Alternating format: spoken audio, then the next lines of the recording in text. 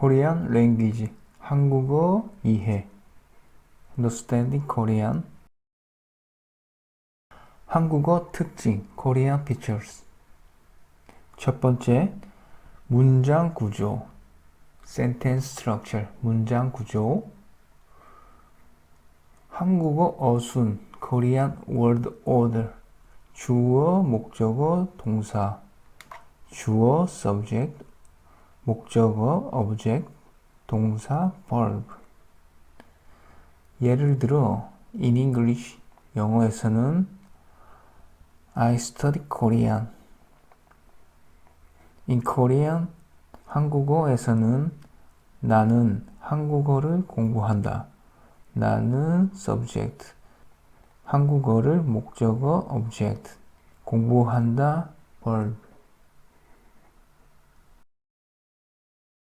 한국어 특징 두 번째, particle or postposition, 조사. 한국어 조사는 영어에서 전치사와 의미적으로 비슷하다. 하지만 완전히 같지는 않다. 예를 들어, 나는 한국어를 공부한다. 제임스가 학교에 간다. 나는 숫자 7을 좋아한다. 숫자 7, number 7. 이 빨간색 음절들을 문법적으로 조사라고 한다. 조사는 반드시 명사, 대명사, 수사에만 붙는다. 그리고 조사는 문장의 의미를 명확히 한다. 나, pronoun, 한국어, noun, James, noun, 학교, noun, 나, pronoun, 숫자 7, numeral.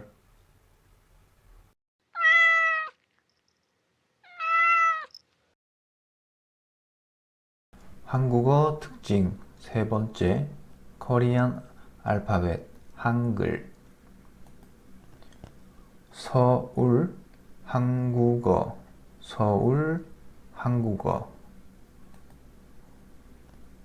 한 음절은 두세 개의 알파벳으로 이루어져 있다.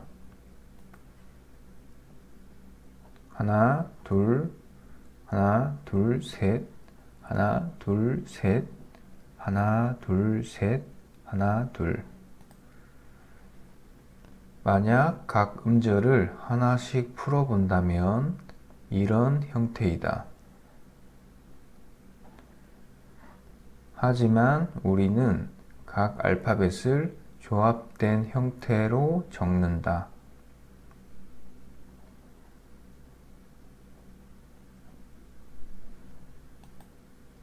받침은 한 음절의 마지막 자음을 의미한다.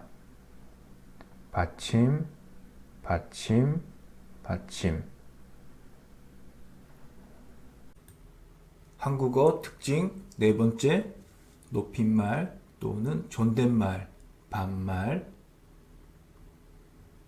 한국어에는 문법적으로 복잡한 높임말이 있습니다. 이 높임말은 외국인들이 한국어를 배우기 가장 어려운 이유입니다. 예를 들어, 먹다, to eat, 먹는다, 먹어, 먹습니다, 먹어요, 먹는다, 먹어, casual word.